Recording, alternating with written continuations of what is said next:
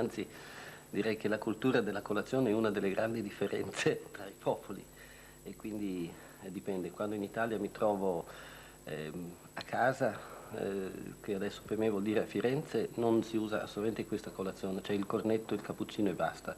Quando mi trovo nella mia regione, nel Tirolo del Sud, si usa una colazione più simile a questa, ma diversa, comunque ancora diversa. E quando mi trovo in giro mi adatto alle abitudini del luogo e ormai le abitudini del luogo purtroppo, come vede, sono dovunque queste delle porzioni alberghiere che sono un non senso dal punto di vista ecologico.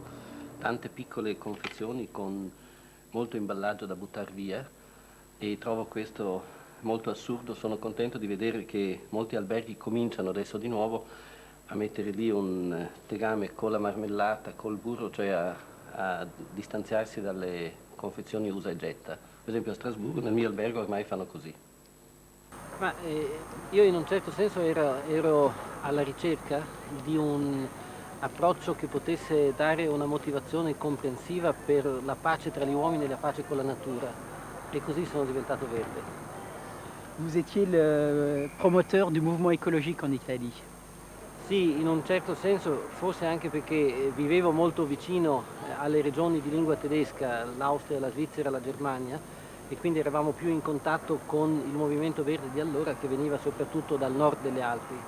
E in Italia ho cercato, diciamo, di far conoscere un'idea che poi ha generato anche un movimento. Et pourquoi êtes-vous venu au Parlement européen? Qu'est-ce que vous attendez du Parlement? Ma intanto io vengo già da una regione diciamo molto europea in fondo, con una compresenza con diverse lingue, si parlano 3 lingue e diverse culture. Io credo che il Parlamento, o forse avevo qualche illusione sul Parlamento europeo, ma credevo che fosse il luogo principale della costruzione di, diciamo, di una classe di persone europee con un approccio europeo e per questa ragione ho pensato che fosse una buona cosa investire delle energie qui e diciamo che non mi sono pentito, anche se molte illusioni intanto si sono un po' affievolite. Lorsque les Verts sont entrés au Parlement européen, comment était perçue cette entrée des Verts? Ma credo che molti ci abbiano visto un po' come un fenomeno di folklore, ci abbiano visto forse un po' come associati a Greenpeace oppure a qualche idea di singole azioni spettacolari, ma senza riconoscere una linea politica. Qualcun altro forse anche ci ha visto semplicemente come una nuova edizione della sinistra. Per fortuna poi la nostra presenza ha convinto, credo, un po' tutti che abbiamo una visione della società da proporre e credo che siamo oggi in un certo senso anche normalizzati, forse persino troppo, siamo visti come dei partner politici non particolarmente folcloristici. Il y a encore des députés qui vous croient marginaux? Sì, e credo che purtroppo insomma, il risultato elettorale del 94, che non è stato favorevole ai Verdi, gli dà anche un po' ragione. Vous pouvez reprendre le libellé de ma question dans votre réponse, de me dire qu'il y a encore des députés qui vous... Sì, qualcuno crede che siamo marginali e devo dire che in questo Parlamento siamo in effetti più deboli che nel Parlamento precedente perché gli elettori europei nel 94 hanno pensato forse più a obiettivi di arricchimento materiale e non hanno pensato tanto né all'ambiente né alla pace né ai deboli che sono forse più la scelta che noi rappresentiamo. En ce qui concerne votre look, vous comme M. Telkamper ou d'autres députés verts, vous avez un look un peu atypique. Ma questo dipende anche un po' dalle occasioni, cioè io mi sforzo, non è una filosofia di vita, io amo vestirmi come mi sento comodo, però quando è necessario, io quando vado alla conferenza dei presidenti di gruppo o quando incontro ambasciatori o quando vado a ricevimenti ufficiali mi metto la cravatta senza nessuna obiezione e mi travesto per l'occasione. Ça vous attire des critiques aussi? Ma non credo che, semmai all'interno del gruppo qualcuno si stupisce a vedermi con la cravatta. Les membres du groupe vert au départ, ce ne sont pas des hommes politiques, c'est un handicap? Dunque, non tutti, alcuni hanno anche una lunga esperienza politica alle spalle, i più vengono da movimenti civici, da iniziative di cittadini. Credo che a volte questo sia anche un handicap, perché c'è troppa ingenuità, a volte uno pensa che basti il sentimento, che basti la spontaneità e basta gridare. Poi i più nel corso del tempo imparano che non è così, che ci vuole qualcosa di più, qualcuno non impara e esce anche di nuovo dall'attività politica. Le premier rôle du groupe vert au Parlement européen, c'est de dénoncer les agressions contre l'environnement. Dunque contro l'ambiente direi e anche per questioni connesse, per esempio noi siamo molto attenti sulle sperimentazioni genetiche contro il rischio che la biogenetica diventi la nuova scienza in cui si costruisce l'uomo perfetto e poi anche la questione, per esempio il nucleare per noi non è solo la centrale nucleare, è direi ancora di più la bomba nucleare, quindi non siamo ambientalisti nel senso di essere specialisti dell'ambiente, ma piuttosto per un riequilibrio tra la natura e gli uomini. Vous êtes particulièrement intéressé par la cohabitation pluriculturelle. Sì, intanto evidentemente c'è una ragione biografica. Io vengo appunto da una regione, il Tirolo del Sud o Alto Adige, in cui abitano persone di lingua tedesca, di lingua italiana, di lingua ladina, che è un po' un punto di incontro tra due grandi culture. E poi penso anche che tra le caratteristiche dell'Europa c'è proprio questa, la convivenza tra diverse lingue, tra diverse culture. In questo senso credo che sia giusto che l'Europa non voglia diventare il melting pot, ma vuole diventare un mosaico in cui le diversità hanno il loro peso, il loro posto e il loro riconoscimento. Vous êtes donc bien placé pour en parler, bien sûr, mais le fait d'être un germano-italien, parfois, ça vous pose pas un problème? Beh, mi pone a volte più problemi, per esempio all'interno del mio gruppo, dove la coesistenza tra sensibilità e culture politiche diverse a nord e a sud delle Alpi qualche volta genera tensioni, ma in generale lo trovo un grande arricchimento, così come vedo anche in Belgio che il fatto di essere radicati al tempo stesso nella cultura, diciamo, francofona e nella cultura germanofona è un grande vantaggio, è un di più. J'ai parfois entendu parler à votre égard de trahison. Beh, non so, può darsi che qualcuno si sente, diciamo, tradito quando non sto all'ortodossia verde. Per esempio, poco fa ho dato appunto delle risposte a degli svedesi che mi chiedevano se ero favorevole o no all'ingresso della Svezia nell'Unione Europea. I verdi svedesi sono contrari, ma io mi auguro che il popolo svedese voglia entrare nell'Unione Europea. Se questo è tradimento lo accetto volentieri. Ces origines doubles, ça vous pose aussi un problème lorsque vous parlez? Vous savez immédiatement lorsque vous parlez si vous allez parler en italien o en allemand? Ma in genere ci penso un attimo, un po' è una questione simbolica, cioè io devo, rispetto alle persone che mi hanno eletto, usare tutte e due le lingue per far vedere che tutte e due le culture sono da me, diciamo, comprese e rappresentate.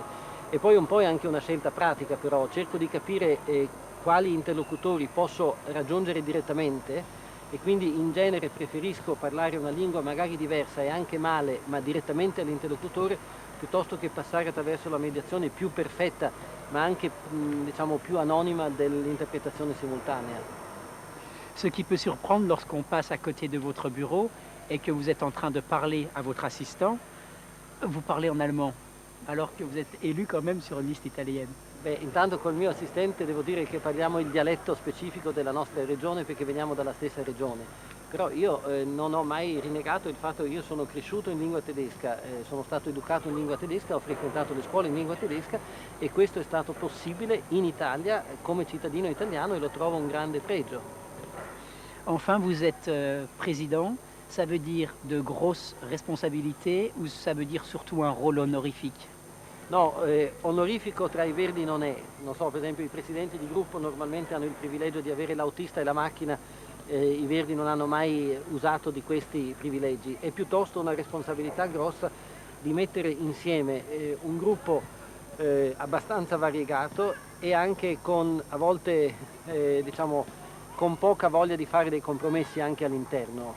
In più credo che la responsabilità principale dei presidenti del gruppo verde sia quella di farsi capire dagli altri gruppi a un piano anche di parità e di non farsi marginalizzare. Pour finir, on est ici au parc à côté du Parlement européen, mais ça vous arrive, ça vous arrive très rarement en fait. Beh, perché esco purtroppo poco, io devo dire che purtroppo per i ritmi di lavoro che abbiamo io vivo a Bruxelles come una specie di ufficio.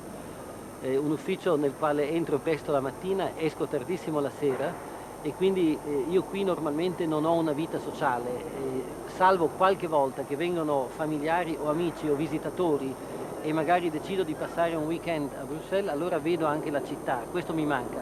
D'altra parte questo Parlamento è come una piovra che si estende sempre di più e credo anche che dovremo stare attenti a non essere un giorno rigettati dai brussellesi come un cancro della loro città. Dans ma région, on a accepté l'influence italienne dans différents domaines. Je dirais la cuisine, c'est très clair. Et on n'a pas changé, mais on accepte qu'à côté de la cuisine tyrolienne, on a maintenant une cuisine italienne. Donc normalement, il y a des personnes qui disent la sola cosa buona che gli italiani hanno portato è la pasta asciutta. La seule chose bonne que les Italiens ont amenée en Tyrol du Sud, c'est la pasta asciutta. Et en plus, il y a un troisième aspect. Beh, sicuramente i sudtirolesi hanno magari malvolentieri imparato delle cose dagli italiani. Una di queste cose è senz'altro la cucina. Qualcuno dice che la sola cosa buona che gli italiani hanno portato è la pasta asciutta, ma questo lo dicono, la pasta asciutta è accettata da tutti. L'altro è senz'altro anche il parlare con le mani. E infine credo che la presenza italiana abbia molto mitigato un certo rigore tedesco. Per esempio da noi si dice che se uno dovesse andare all'inferno, anche un sudtirolese molto tedesco sceglierebbe il reparto italiano, sperando che il diavolo ogni tanto dimentichi di mettere l'olio nelle fiamme.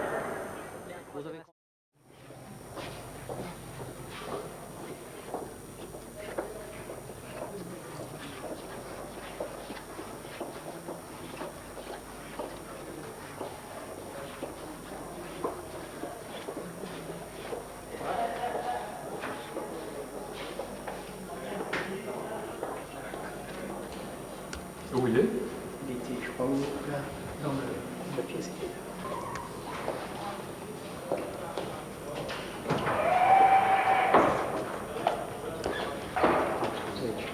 Juste m'expliquer où vous allez maintenant, qu'est-ce que vous faites? Attendez une seconde, je suis au point. Ok. Io vado a Colonia e poi cambio treno, vado a Berlino, dove domani ci sono alcune iniziative di campagna elettorale dei Verdi tedeschi. Io partecipo a una conferenza stampa, a un incontro con la Presidente del Senato e a un incontro con l'Accademia Est-Ovest e poi andiamo a visitare il monumento alla doppia cittadinanza, dove ci sono 2 milioni di firme di cittadini per la doppia cittadinanza agli immigrati. Poi prendo un aereo da Berlino a Francoforte, da Francoforte a Innsbruck, dove vengono dei miei amici con la macchina a prendermi per portarmi a Bolzano, dove alle 9 di sera ho un dibattito domani sera sulla bioetica. Quand on est député européen et qu'on s'intéresse à beaucoup de choses comme vous, on est toujours obligé de prendre un train, un avion, on est toujours entre deux moyens de transport. Sì, questo è vero ed è anche un po' una contraddizione perché come Verdi noi siamo in realtà sempre impegnati per una società diciamo meno dipendente dai trasporti, più lenta, più dolce, più mite e poi mi trovo a correre dietro al treno, all'aereo, a tutto quanto, quindi questa è una contraddizione reale e si finisce poi per non avere mai tempo.